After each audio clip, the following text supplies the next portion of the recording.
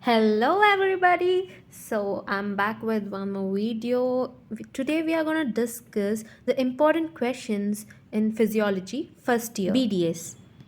Hey guys, let's begin with the next chapter, that is the nervous system. Under this, short note on degeneration of nerve fibers can be asked, that is Valerian degeneration and regeneration of nerve fiber. Short note on saltatory conduction, briefly on synaptic transmission, or a short note on synapse, properties of synapse, and then different receptors and their functions. A short note on reflex arc, you can draw the diagram in it. Write briefly on conditioned reflexes, and then draw the ts of spinal cord showing ascending and descending tract. Write about the ascending tracts of spinal cord. A short note on spinothalamic tracts, and then path for pain, temperature, and crude touch with help of diagram. Functions of descending tract, then about motor tracts and their lesions.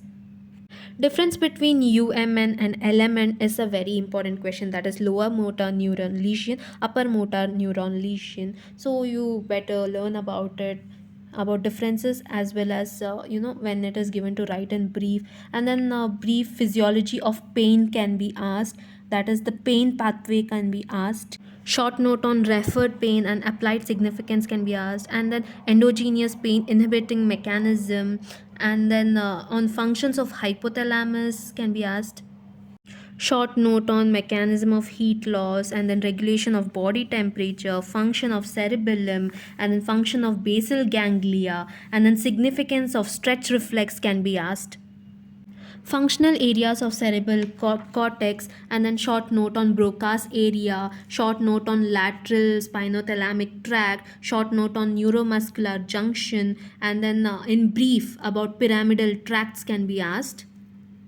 Disorders of basal ganglia can be asked, and then short note on reflex, and then describe in brief knee jerk reflex, and then in brief extra pyramidal tracts.